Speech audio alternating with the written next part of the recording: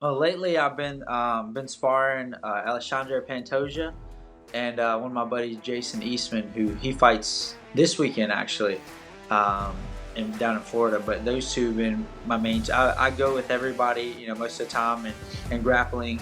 But my sparring's been, mainly those two. Those guys, they give me a really high pace. They don't stop moving forward. The AllStar app, the #1 app in the business. UFC, Bellator, One Championship, PFL, and more. Get the app right now. Link in description. You're gonna be a girl dad, man. That's some big news. That's some big Yeah, shoes to fill.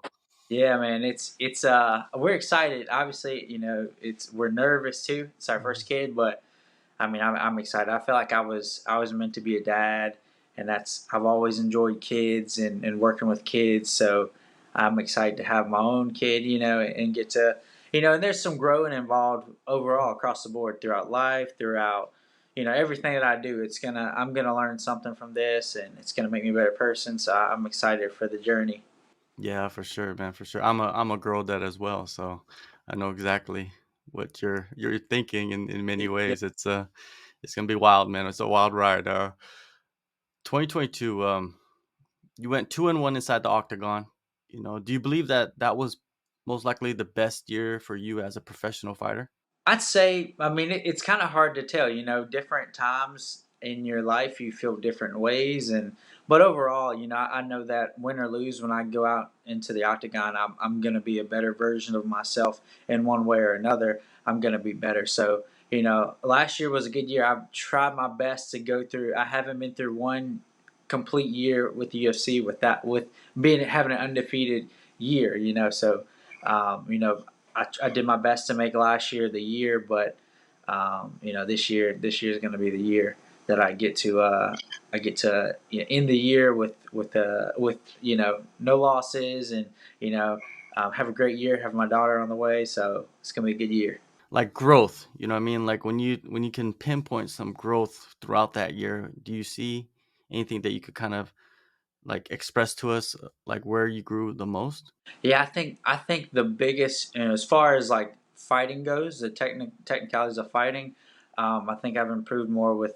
My hands have gotten a little faster. I've always been a really slow person. I feel like my hands are getting a little faster. Um, my mixing of striking to wrestling, the clinch in between the knees and elbows and all of that, I feel like that's grown as well.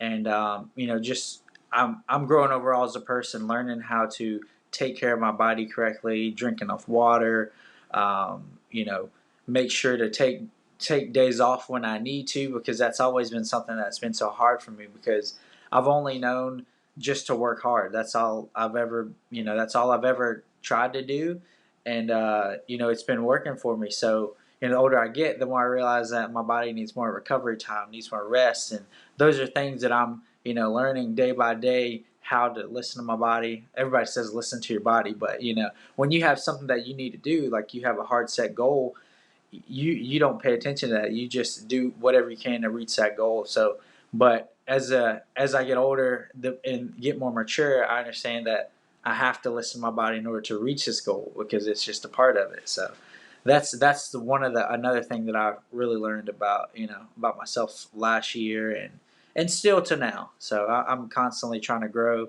trying to be the best that I can be, because that's all I can do is be the best me. You got to find that balance as well, you know.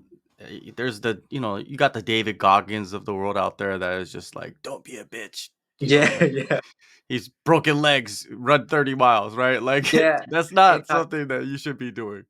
I know, and they make it seem like, and then it's the same thing too. It's kind of just it's just growing up, you look at these guys, and they just go go go go go. You don't think, like, they don't ever talk about the rest. They only talk about their go. See, that's all you see. So that's all you do, and you either learn that it's not really gonna be like that all the time. You can't just go go go all the time. You got to recover. You got to fuel your body the correct way, so you're able to, when it is time to go, you can go 120%. The last fight, man, against Javi Basharat. Looking back at that fight, what is your analysis? I see some good things and bad things. I thought the first round was my best round, and I think the second round I kind of I got kicked with a lot of kicks to the body that like slowed me down a little bit. And he's also really hard to get a hold to. He moves really well. He did a good job of engaging when he wanted to engage and not when I wanted to engage, which which is really smart on his part. And but looking back, I think just learning how to um, just change, learning how to between the rounds, make yourself disciplined enough to reset and go back to finding what's working, or either if what you did the first time isn't working, be prepared to change it up the next time if it stops working, things like that. So that and just not blocking kicks. Those are two things I think cost me a lot. On top of he was really good. I can't say anything bad about what he did. He did everything he was supposed to do. So I know that's a fight that I could have won, but it's just how it goes sometimes. Someday you only get one opportunity to show that you're better than this guy. It could be that any other day I beat him 8 times out of 10, 9 times out of 10. But that's just how it goes. It was his night, and only thing I can do is learn from it, move forward, and do the best I can next time out. Yeah, from my observation, watching that fight from bell to bell, it almost felt like you couldn't get didn't find your rhythm. Yeah. We didn't see the Tony Gravely that we saw in the previous two fights. Like you didn't kick into gear. Did you feel that a little bit in that fight? A little bit, but it's a little bit of it could be an accumulation of things. It could be he's just managing distance really well, just really hard to hit, and he carries his hands really low, and because he's able to, like, he's longer, and he's able to do that and get away with it. You think he's really easy to hit, and then you throw and you don't hit anything, and it's harder to miss punches and recover than to land them, so. I think that, and he just managed the distance really well. He poked at my stomach and he slowed me down. So, I let him I kind of played into what he wanted at a certain point. Maybe I should have let him come to me a little more. But when you're out there, you just want to attack, attack, attack. At least in my eyes. So, and that's where I'm still learning to be patient, you know, and just do the correct things, the right things I need to do. Be smart, because I have all the technical abilities. This fight, there's nothing like this coming up fight. There's nothing that I need to change about what I do. I feel like I just need to do what I do every day. Just go in there, do it, and the results will speak for themselves. I'm pretty sure. I'm. Every fighter says this. They think they're better than the person across the board. I truly believe I am, and the good thing about it is we get to see who's right. Come next Saturday. Victor Henry, you talked about him a little bit. Um, in his last fight, he took on Rafael Sunsao, right? A veteran, a guy that has beaten world champions. And Victor, he told me that he broke his hand in the first round and he just fought through it all 15 minutes. What does that say about him as a fighter? I mean, he's tough, and which I know. I know he's tough. Before even knowing that happened. I mean, I know he's a grinder. He's out there for 15 minutes to give you all he has, and that I'm looking to do the same. So I'm actually I'm honored to be able to fight somebody that's going to do that, because at the end of the day, we're going to push each other, and win or lose, we're both going to evolve from giving each other the best we have. So, I hope the same. I hope he brings me the same energy that he did on that fight, because like I said, it's only going to make me a better fighter, and I'll look forward to it. Have you ever suffered an injury early in a fight and had to battle through it? I think the main, I've been very fortunate. I've never been injured. Probably last January I got against Simon Oliveira. I got kicked right in the eyeball. His toe hit me right in the eyeball in the very beginning. So that was like kind of that was one that was kind of really hard to come back from, because it's like you're one eyed, and because it was a fair strike. It wasn't like it was if toes hit your eye. I doubt he meant to put his toe in my eye, but it happens, and I had to fight through it with one eye. But I've been very fortunate throughout my career to not break anything or anything like that. So I'd say that, and probably biting my tongue really bad, like biting, and it was like purple on both sides. Those are probably the two worst injuries I've ever had, like in a fight. Which is a lot to say. Very fortunate that that's it. That's almost kind of like luck, though, right? Is putting your toe into someone's eye. It's Maybe. not. That's not a technique, is it? Like if it is, like someone needs to be teaching that Well, because. I don't know, but if so, then he mastered it. Then He did. I think it also happened in, I think, to Megan Anderson, maybe, or I she did. remember that. I Yeah, remember that, and that stopped the fight. Right? It was yeah, over. yeah, That was nasty. That yeah. that seemed a lot worse than mine. I may Oh, have even was able to blink, close it right on time. I don't remember exactly, but I do know that like when you get hit in the eye, that's like it's a lot different than when you're doing anything else. Getting hit anywhere else, I can condition every other part of my body, but we don't really practice taking like things right to the eyeball, So your face just balls up, and you immediately almost like lose like all the grit you had almost in a way. Like your adrenaline like goes, but it's like going crazy because you can't see. Your face is really tight, and it kind of rattles you, like shakes you out of your mindset for a short amount of time. So, but you but battled through it though in that fight, man. You battled yeah, through yeah, it. I did. I did. Luckily, I was able to, and we got the job done. Yeah, yeah.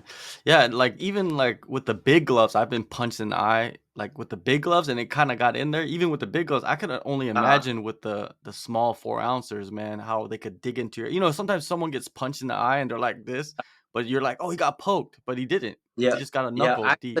This one right here came from I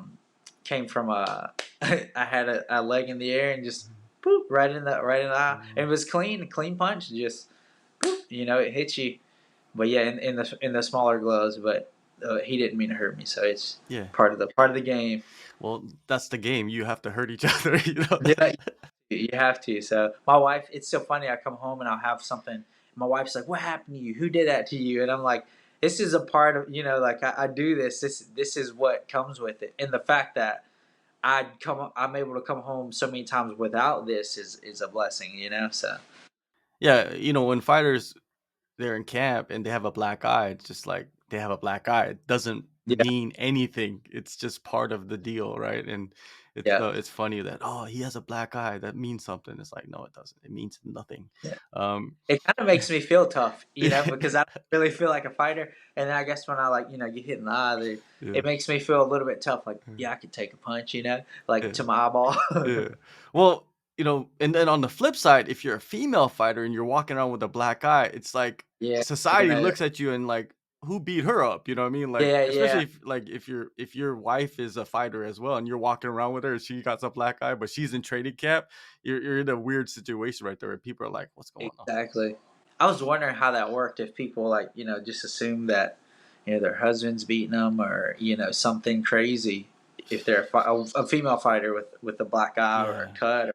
Yeah, it's wild, man. It's wild. Training camp, man. I've seen some pictures you've been putting up, man. You always have the best cast and crew around you to Yeah, prepare for fights. Has anybody yeah. new jumped in to the mix? Um, well, lately I've been sparring Alexandre Pantoja and one of my buddies, Jason Eastman, who he fights this weekend actually, down in Florida. But those two have been my main. I go with everybody, most of the time, and grappling.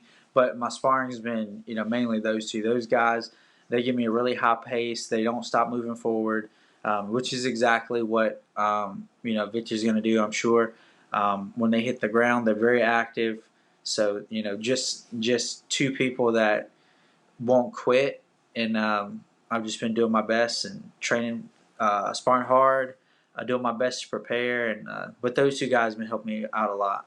For sure. And your coaches, your main coaches, man. We've never, I don't think, talked about them and the guys that corner you. Who are they? So my main coach is Steve Bruno. He's a really good coach. He actually fought for the UFC. I don't remember what his last year was there, but he's a really good coach, really good striking coach. And what he does the best for me is we have similar styles as far as liking to move forward, and he's a volume striker. He has really good defense, and he does a good job of making you understand why you throw certain strikes, why you do this, why you do that. So I've never really understood why to throw certain punches before him. It was more just you do this and that's what you do. You're just trying to hit the person, but not every punch is meant to destroy the person. Some are setups, some are just feints, things like that. So just he's definitely helped my IQ, my thinking of striking, and what makes sense, and which has in turn make me a better fighter. Help me to better like transition my striking into grappling and all that. And my other one of our other main coaches is Coach Bahumpa. He's always Marcus D'Amata. He's in the corner like every weekend, every UFC, every Bellator, pretty much. He's like in the corner for somebody.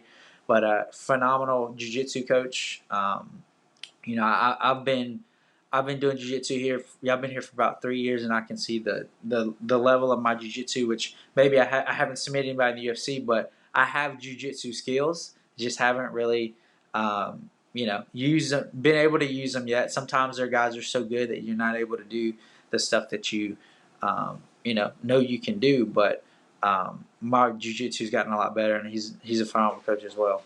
As well as there's a ton of other coaches. Every other coach, Coach Mako, Coach Steve Brown, all those guys. They also Coach King Mo. All those guys.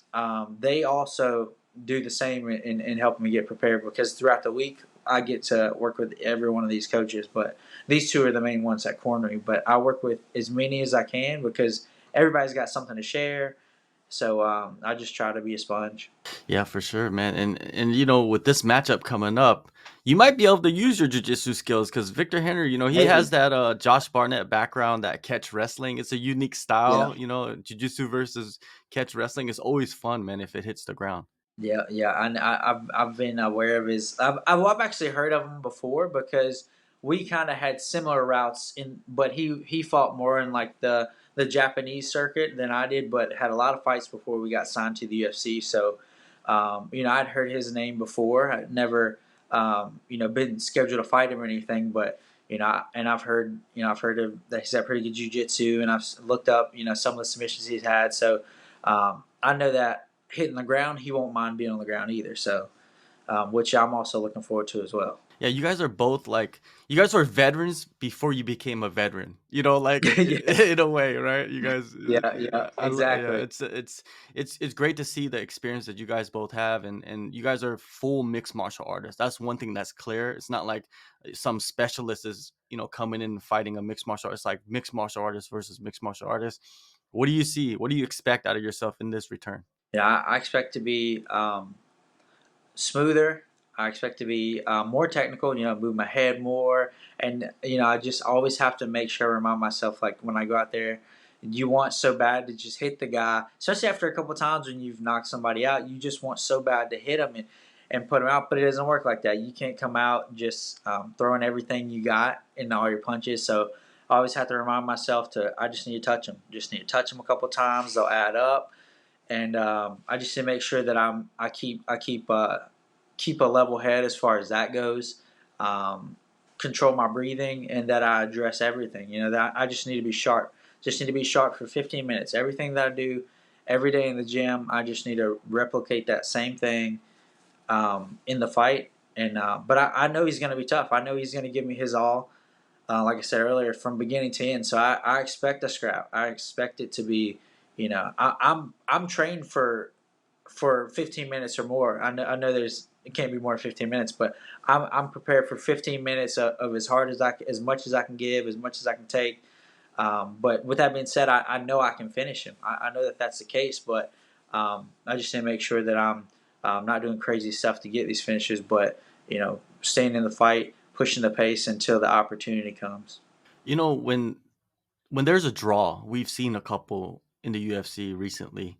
Should there be a fourth round, do you think? I think so, because no one wants to leave with a draw, because Yeah. it's I would rather fight it out. Well, yeah, yeah, yeah, yeah. That's right. That's right. So like nobody wants to leave with half of their purse. Yeah. They want the full purse. So I would like it. Could be like I don't know how they could work it out. Could be like 3 minutes. Could be another full fifth round. Mm. 5-minute round, but I think they should because. But then again, I guess usually it ends up instead of having another round, both of these fighters usually fight again completely. So yeah, I don't know. I would if I was in the situation, it was a draw. I think I would Yeah. I would want. I know I would want another round Yeah, to you want uh clarity. yeah, You want completion, right? I think I like yeah, the idea right, of a 3-minute round.